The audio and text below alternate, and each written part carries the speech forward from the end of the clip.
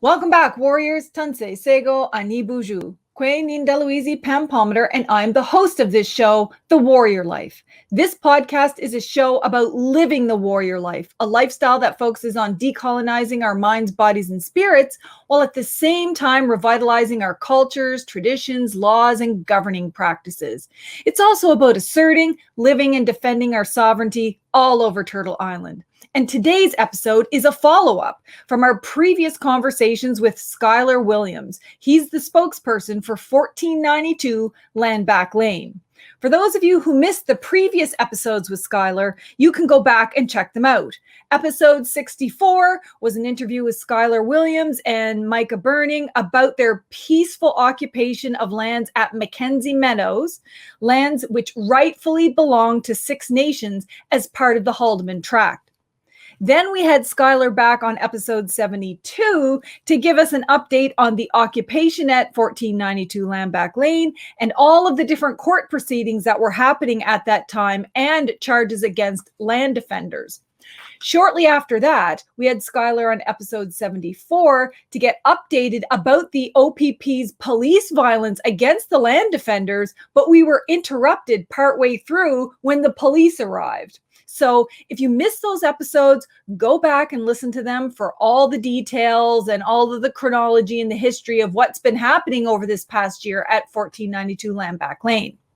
But just in case you're joining us for the very first time today, by way of a very brief summary, the Haudenosaunee people have peacefully occupied the Mackenzie Meadows housing development, which was renamed to 1492 Land Back Lane, for almost a year now.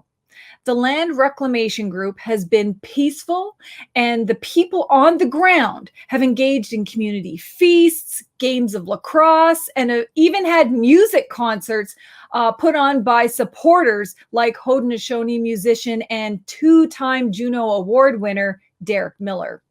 And in case you're interested, we also had Derek Miller on the Warrior Life podcast to talk about his role and how he uses his music to support the land defenders. So you don't want to miss that. And we also had Native journalist Carl Dockstader on his experience, who was trying to cover what was happening at 1492 Land Back Lane, but ended up getting arrested. So we did a whole Warrior Life podcast episode on the criminalization of Indigenous journalists.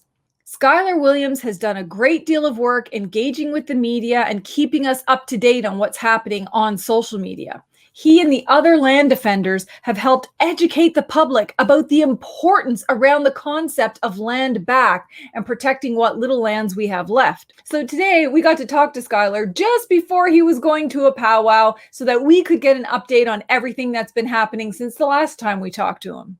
So I'll get right into the interview.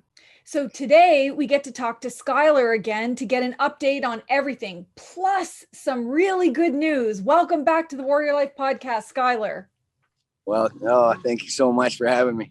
No, this is awesome. I mean, I appreciate how much time you take to come on my podcast, be on social media, be on all the media to help people get educated, because you know we're not going to get that from the government. And one of the reasons why we wanted to have you on today is for some great news. But before we get to the great news, let's get a bit of an update. So I think the last time I talked to you, you had been at 1492 Land Back Lane for like 97 days. How many days has that land been occupied now? 357. So almost a year, essentially. July 19th will be 1 year. Wow. I mean, Mohawks are, if anything, determined and persistent and resistant and never give up. This is it. I mean, and it really has taken all of those days to be able to, you know what?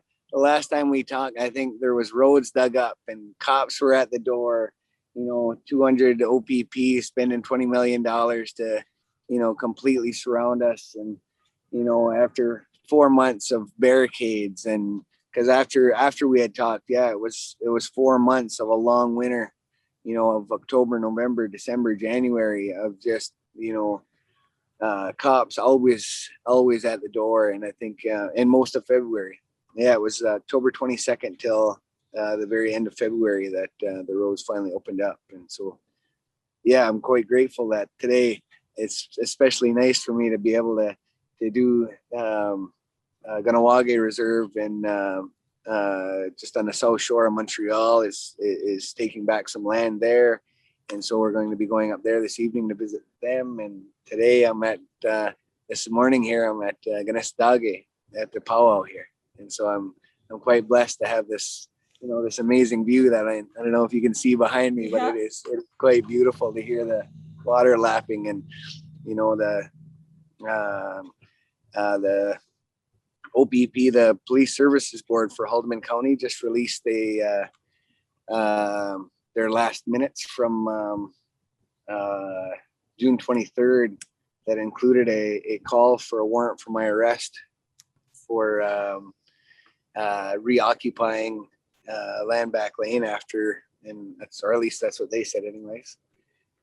And so it was, because we haven't gone anywhere, just because, some of us get arrested, some of us, have, obligations in life, but, as soon as, one or two fall off, 3 or 4 more come on. And so, I mean, like you were saying, we're nothing if not resilient, so and so today at Land Back Lane, it's about, planting and growing, and, we've got trees being planted, and, we encourage people to bring that out and plant trees and do whatever it takes for us to be able to manage our people on the land for, the foreseeable future.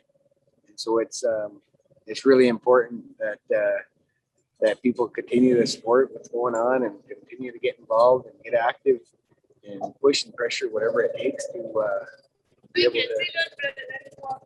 Sorry, there's a dirt bike cruising behind me.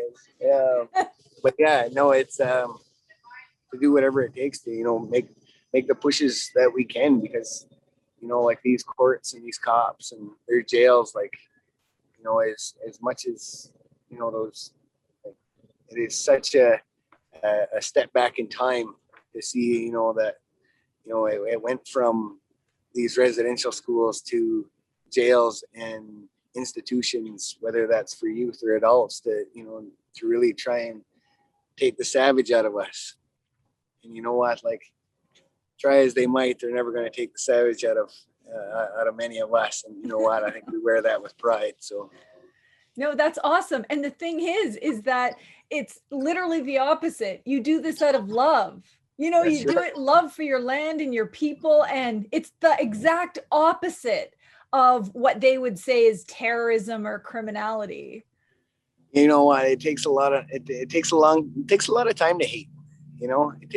time to hate. And I don't have that luxury of time in my life to be able to hate anything. So, as much as, these police services board people don't like me or whatever, what, like I got no hate for nobody. And I got, I think we're showing that bit of resilience and being able to, stay on the ground, stay on the land, and just continue to love each other, and lift each other up and build each other up and make sure that, everybody's taken care of. Cause like a year of, surrounded by cops and, rubber bullets flying and tasers and people being dragged off the land and, roads being dug up and highways and railways being dug up. And like, it has been, you almost got used to the helicopters over top of the tiny house, the airplanes buzzing over, the drones flying over. Like it was certainly a long year. Well, and I don't know what they thought they were going to find. I mean, like literally it's such a small little area. Everybody was just, like there was pictures of you playing lacrosse and you guys eating or having, concerts, pop-up concerts with Derek and everybody else. I mean, I'm not quite sure what they were looking for. Was there like a, hidden tanks or something? I mean, honestly. I mean, Egerton Ryerson did show up though. Oh, yes. Oh my gosh. I'm so glad you read that.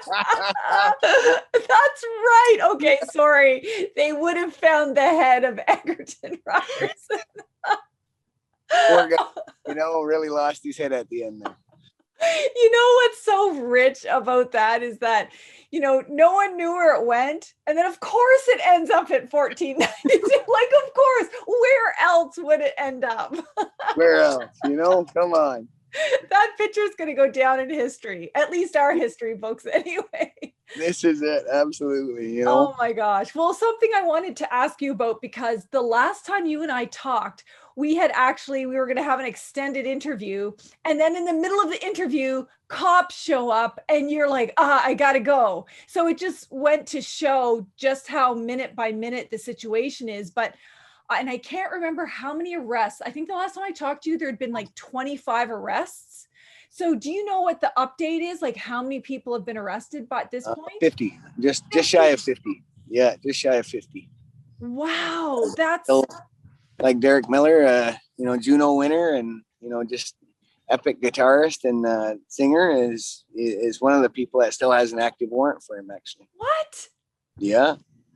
Isn't coming that down the land back incredible? lane and singing some music for us, like that was, Donnie, another one that was arrested for it. And there's still, I think there's four or five that still have active warrants that are, myself, end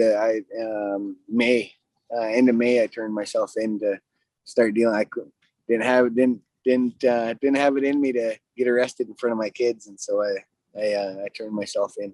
I was wondering about that. So, because I'd only seen a little bit on social media about turning yourself in. So what did that involve? Did you have to like leave 1492 and then go to the cop shop? That's right. Yeah. Went to the police station and walked in the front door, and you've never seen six cops so nice to an Indian before, Oh, I'm sure. I mean, there was quite the caravan that followed me up there that day. So I mean, wow, the 60 people standing in the parking lot, Oh my gosh, really? That's so. I mean, you don't have to share, but do you mind sharing what could they possibly charge you with?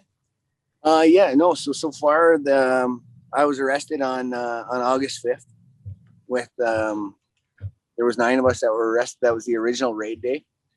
On day 19, and then on October 22nd, there was our last day in civil court for the injunction, and where I was barred from the participation in the injunction proceedings, and so then that day there was another charge from there. And so let me try and do this chronologically here. So August 5th, I was charged with mischief and failed to abide a court order, which is the injunction. And I was released on my own recognizance. And so it's just sign a piece of paper and they let you go. When I left the police station, I went back to land back lane, and I had an active warrant from that day on for breach of that recognizance, plus a second mischief and a second fail to abide a court order of the injunction.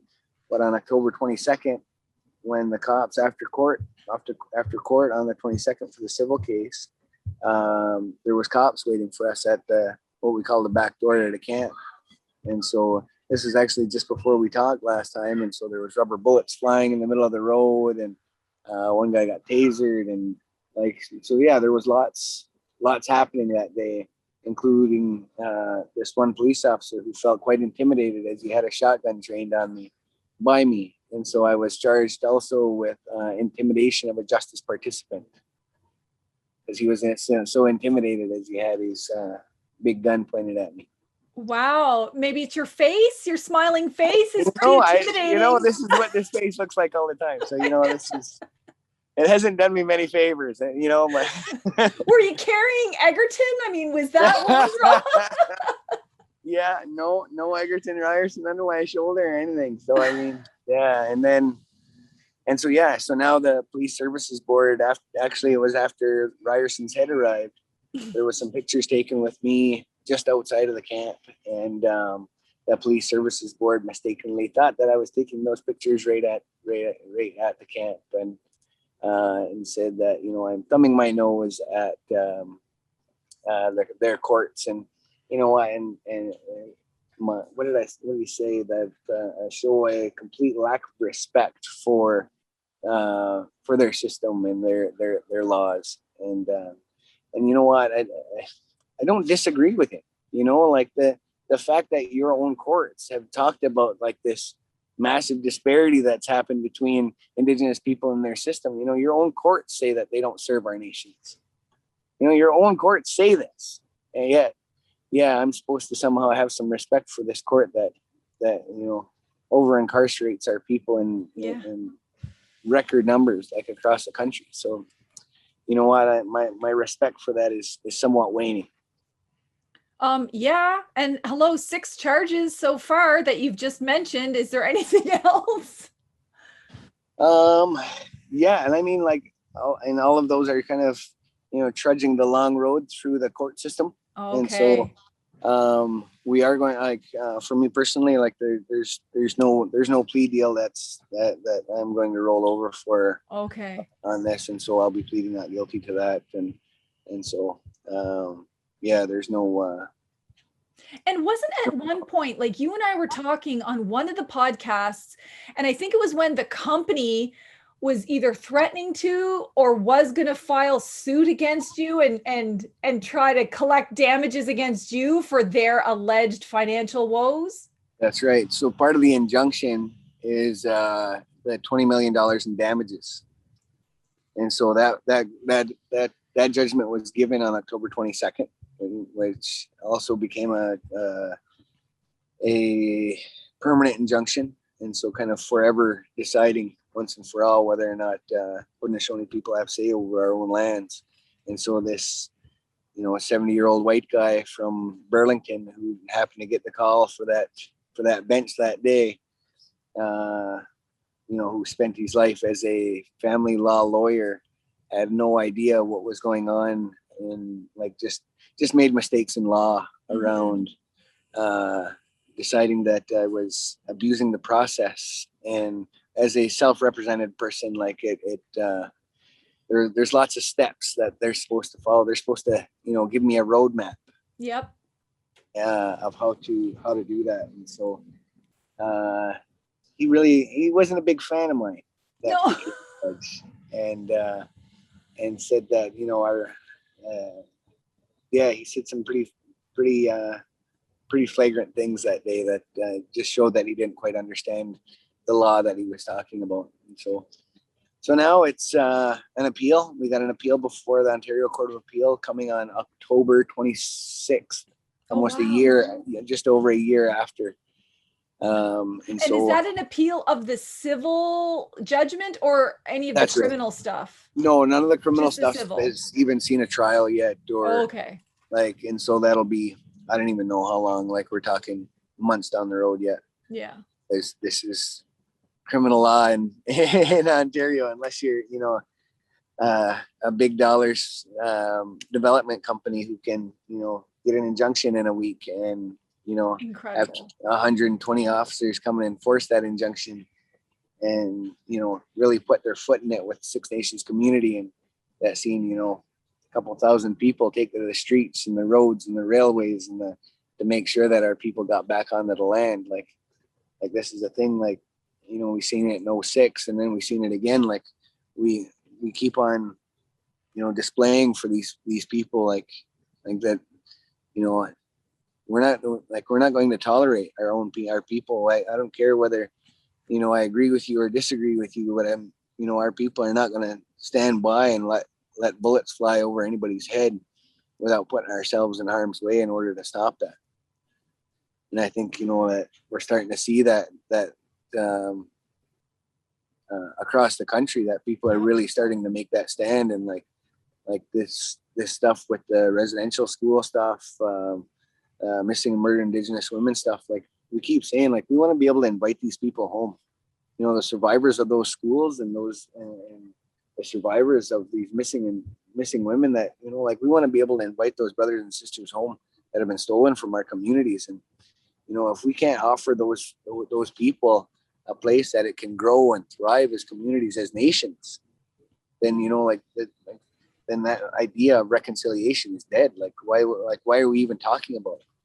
You know, like, and certainly now that we're talking about all this UNDRIP stuff and like moving that along, like how can we have those discussions like within government not see any kind of movement from the feds or the province. And Haldimand County here has done everything possible to instigate and agitate the situation, and Premier Ford has put his foot in it more than a few times over this past year, to talk about the bad apples at Six Nations that are. I think he even accused me of burning our chief Mark Hill's house down at one point. And this is what I mean. And anything to smear you, to vilify you, because you're already criminalized. So that's set. Now there's so much support for you, not just from Native people, but from Canadians all across the country who every time they mention something, they're like, oh yeah, and 1492 Landback Lane, here's what you can do. I mean, that's got a grate on them because that all comes from a place of love. If you were robbing banks and shooting people, you wouldn't have any support. But they bring more OPP officers out than if there was a bank being robbed. Absolutely. And you know what? Like, we've seen hundreds and hundreds, like probably 400, 500, 600 different OPP officers make their way to Landback over this past, just to, rake in some of that pay duty overtime. These guys are making, 6 digits every, over, I don't even know how many months. Like it's absolutely ridiculous that we can spend $20 million on policing, 20, 40, 50 people, sat around the fire singing Kumbaya. This is, it's the only minute that have ever seen violence at Landback Lane is when the OPP showed up with their guns and their cuffs. This is the only, it has been an absolutely amazing experience to be able to hold firm in the peaceful way that we've managed to. It's been quite the gift that's been given to us. And I really need to take a minute to acknowledge the women that have, because folks need to know, I'm not the leader in any of the stuff at Landback Lane. I'm merely the spokesperson. And so all of these words are just, words that these women in our community that have been leading the push in all of this, the women warriors across all of Turtle Island, my hats off to you for the work that you guys do. And I cannot, I just don't have the words to be able to show the gratitude for the work that you guys continue to do over and over and over again, and show from coast to coast that the women of our community have gone through untold traumas to be able to get to where you are. And our community has some of the most amazing women that I've ever met in my life. And I just who've been leading the charge in all of this. And I just, I can't say enough about how amazing they are.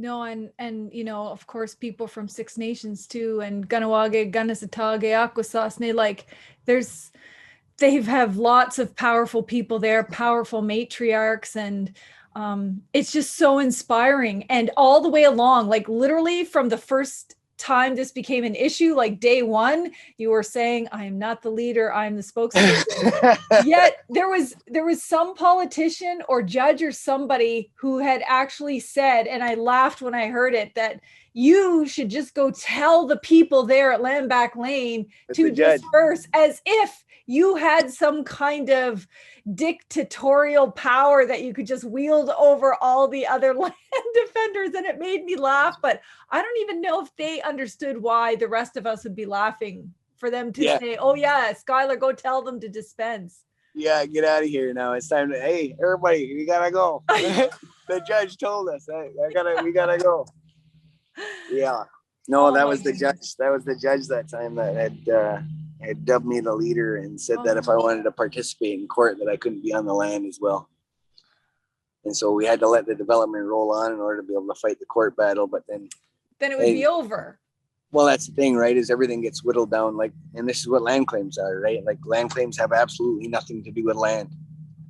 The idea that land claims in this country have nothing to do with land, to me, is an absolutely ridiculous thought. Everything, that connection to land for us doesn't have a dollars and cents value for us. Mm-hmm. And, that connection that we have isn't something that can be sold or, put a dollar figure to. And so we didn't quite understand that. And so Yeah. here we are at day 356 or whatever. Yeah, I know. And I just the thought of like Skyler walking into a whole bunch of matriarchs and saying, "Hey, you women, get out of here." Like, as, this power over all these Mohawk women, as if that would happen. There'd be two heads on pikes. There'd be Egerton and Skyler Williams. Yeah, that's it. Well, Egerton didn't fare out very well, but let's talk about the good news, because in addition to Egerton magically arriving at 1492, there is some good news to share. Absolutely. So last week, the developer, we got word from one of the would-be homebuyers that had called to say, you know what, I think you guys won.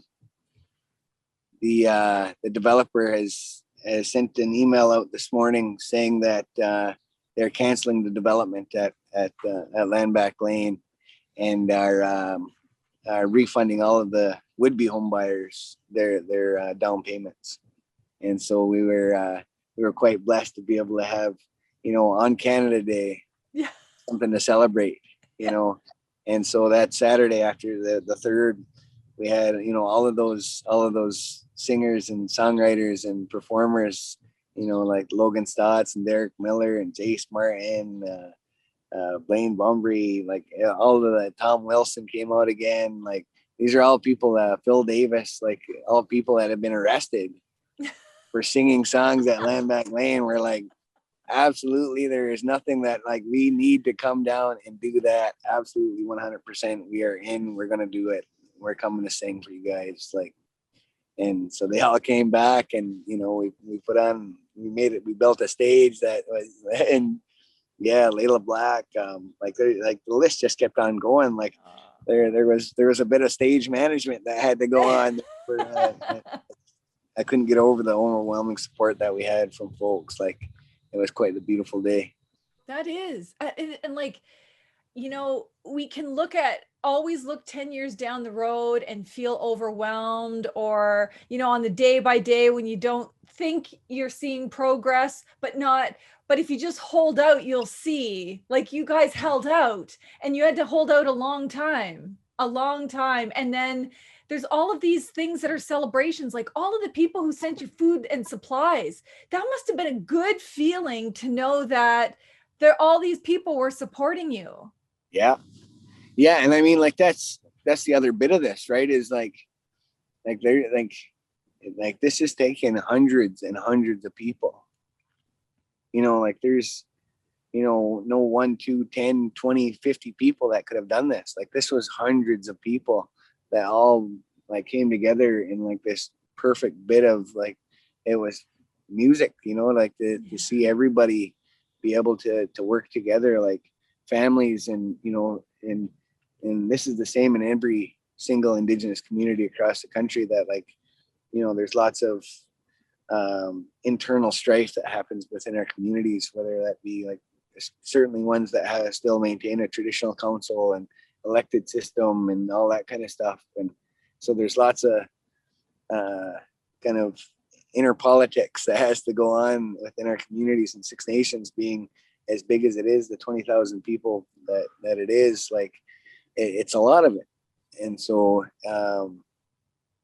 those families of different, or people from all of those different families that, otherwise, don't like each other very much, but know that this is our land, that understand that connection to this land and what it's going to take to be able to maintain and occupy those lands for the foreseeable future. They came out in droves to be able to make sure that people that were, sacrificing that would have better their life, that, whether it's warm food or, clean blankets or, whatever it is, like they had capacity to do it. Like, I can't say enough about how grateful we were to be able to have the support that we did. Like, now to all of you.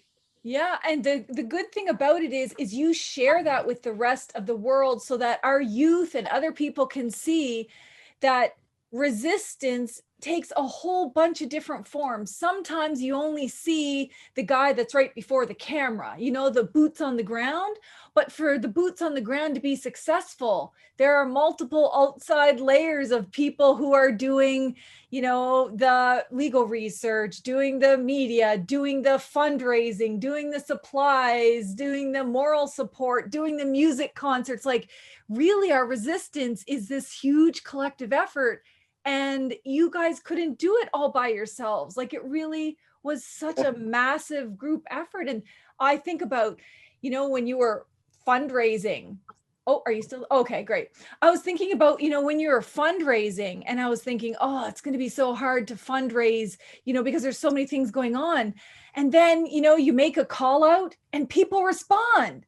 And people are like supporting all of this stuff, and not just Native people. And I think that's pretty amazing. And one of the things I wanted to ask you about, because I know in the very beginning when you and I talked and you guys were fundraising for legal fees, you at the time you hadn't met like your goal, because more and more and more and more people were being arrested. What is the situation of the fundraising now? Are we still making a call out for people to support legal fees? Because when you said 50 people were arrested, that I just can't imagine the costs of all of that. Yeah. So far we set a goal of $500,000. And so as of, I think a couple of days ago, I think we were at $488,000 that we had raised so far. And so that's going to cover our civil case, as well as all of the ongoing charges. But there is still a lot of the pending charges that are going to be going to trials and things like that will be quite expensive. And so absolutely, to be able to, you know, bump that up, that last $20,000 to be able to reach that goal, like, would be absolutely amazing. Because I mean, the amount of sacrifice, and then if there is any excess funds, like, that'll be going into people's canteens, and to be able to help those families of people that will be, because they are asking for some considerable time for myself and some of the other land offenders. So people need to understand, obviously, anyone who's listening or watching, just how expensive legal stuff is. But imagine, you know yourself what governments are like, and especially Crown prosecutors, or at least in our experiences in other First Nations, it's not just the charge. They're making motions, and you know, they're constantly, especially in the civil case, constantly making motions that you have to respond to, or trying to get dismissals, or trying to do all of these things. So your costs keep creeping up before you even get to the main case. Yeah. And I mean, like, that's like, this has been the problem, right? And so to try and be able to get folks on board to be able to do that at minimal cost, and you know, we have managed to do that. And so we should, they're very happy so far with the work that our team had done with, you know, the land back legal team, which again, like, is not one lawyer amongst us, but, you know, I'm really lucky in my friends to have the, you know, absolute smartest team of people behind us that, you know, like, managed to be able to, you know, put this together, like, in the most, you know, beautiful way that, you know, and I think we kind of laughed when we got barred from participating in my own defense. If we were going to lose, this is the way we wanted to lose, is because, to just be able to show just how racist these judges in our country, in this country, still are. You know, like, this isn't something from, you know, 1921, this is 2021, and we are still facing the same discrimination, that same racist politics, that same racist backdoor dealing kind of way of doing things. And it's not how we roll, you know, and we need to be able to push back in ways that are, you know, maintain, you know, our integrity and our that peace amongst our people, so that, you know, we, as much as we're willing to put ourselves in harm's way, you know, like, we want to make sure that our people are safe on the ground. And, you know, I've been at this since, you know, Hipperwash, and I've seen, you know, these things. I was a kid going there, you know, and like, to see this in 06 and, you know, across the country, to be able to lend a hand and support wherever we can. And I think, there's something kind of in the air right now that sees, communities of people coming together in ways like in, activist circles keep talking about, like there's something there's a spark here. And that regardless of, what community of people you come from, what nation you come from, like there's an opportunity to be able to make some real lasting change.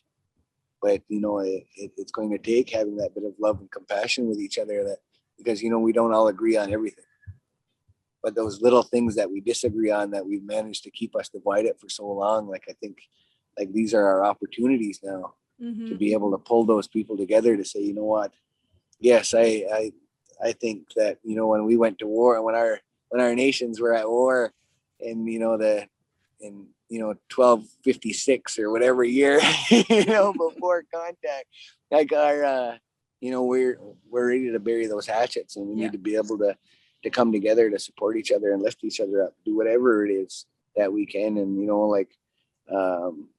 that support from non-native folks as well across the country, if there's this going on in your backyard, get out and help. Whether that's cooking a plate of food, whether that's sending them $50, like it doesn't matter. Get out there and this has been a year at Land Back Lane, and we couldn't have done it without every single person that is I don't know anybody, but I'm gonna go down there and see. Maybe they'll think I'm a cop. I don't know, but I'm gonna go and but that's the thing. And this shock to all of us that this developer after a year decided to pull out. I hope that resounds, that resonates, that reverberates across Turtle Island. That people need to understand that when we stand together in unity and really push back in every possible way that we can, we can win. Those wins are possible, and they might be incremental wins. It is very, very small wins for sure. But this is a generational struggle. My parents fought, my grandparents fought, my great grandparents. And so, that gives at least an opportunity for our children to be able to have an argument, because if we do nothing, our children, our grandchildren, there isn't even going to be an argument to be made. No. And so when we have these opportunities to sit with each other, to laugh, to love each other, to be able to lift each other up, to support, to make sure that, this the one in Kanien'kehá that's going on right now, that is, in its 10th day, to come out here and to visit them and to be able to share some stories with folks on the ground there. This is my plan for the evening. So that's good. And it comes down to that, stories and being together and supporting one another, because I can't even imagine the toll that it's taken on you and your family. Because I know what our communities are like. Colonization has divided us, and it's really hard. All of these issues are really hard, and it takes time. And to see you still at it is just so inspiring, because it tells the rest of us, it's don't give up, don't give up, don't give up. So what happens now? So they've given up the development, which is like a huge win. Sure. Is there any sign that governments are going to come to the table and negotiate? With all of the beautiful things that have happened in this last year, I think that's the one thing that really, really bites hardest, is this absolute lack of leadership from the feds and the province. Because we've seen absolutely nothing. After just shy of a year, it is absolutely a disgusting thought that the only representation that we've gotten from the feds of the province has been at the point of a gun, with these men walking in with guns on their hips. This is not what reconciliation looks like. This isn't what nation to nation looks like. No. I'm so sick of this rhetoric from whether that's Carolyn Bennett. Sorry, yeah. Thank you. That I thought that was the point of her office, was to deal with situations just like this. It is. And so the idea that Justin Trudeau ran on this thing and seen Ongahole people come out in droves to vote for him. For folks that want to continue to support, continue to, make sure, like right now, it's about sustainability. It's about making sure that land back is a sustainable community for the foreseeable future, and we want to ensure that our people are going to be on the land and be able to continue that fight, because the developer, as much as they've pulled out of the development, like this isn't because they grew a conscience one day. This is because they like their insurance won't cover them no more. There's not a bank in the world that's going to fund them anymore. Like this is why they pulled out. Yeah. It's got nothing to do with growing a conscience, and so we want to make sure that our people are going to be able to maintain our space on that land for all of the days to come, and so that our grandkids and great grandkids have a space that they can utilize as they see fit. And so, as that encroachment continues to happen, as our people continue to get hemmed in our communities, because that's the thing, is we just want to be able to grow and thrive. We want that same opportunity that every other big city or small town has done over the last 150 years, which is to grow. And so only communities across this country that have gotten smaller are reserves. And so we want to be able to make sure when we're calling on those brothers and sisters to come home to rejoin our nations, that they have a place that they can do that. Awesome. So people can keep speaking out, sending supplies. Absolutely. When you send out supply lists, and the donation link, I'm assuming, is still active. Right. Okay. Yeah, I'll post links to all of that to make sure people can just support how they want to. So much love, Pam. I really appreciate being on the show, and I'm really grateful for the work that you do. So let's keep on doing this, and let's talk again soon. Okay, and say hi to Egerton for me. I certainly will. Okay, see you later, Skyler. Right. Take care. Bye. Bye-bye. I am so thankful that Skyler joined us on the Warrior Life podcast to provide us with this much needed update and to celebrate the great news around the development not going ahead on their territory. However, as Skyler said, it's super important that you keep supporting them, keep making noise, keep pushing all of the government and town officials. And of course, they still need fundraising for their legal fees. That's so important. And I'll post links to where people can get more information about providing supplies and support for all the people at 1492 Landback Lane, and also a link to the donation site. I think it's so important that we continue to support our land defenders in every single way possible all over Turtle Island, and continue to lift up their voices. By having eyes and ears on what's going on, this is a way of keeping the land defenders safe. Warrior Life Podcast will be taking a break from one-on-one interviews over the summer, but make sure to still stay tuned each week for my Reconciliation Book Club episodes that were originally featured on my YouTube, and you can catch up on some of the amazing books that we read. And don't forget to support this podcast on Patreon so I can continue to keep bringing you independent content. Till next time, keep living a warrior life. Walalia.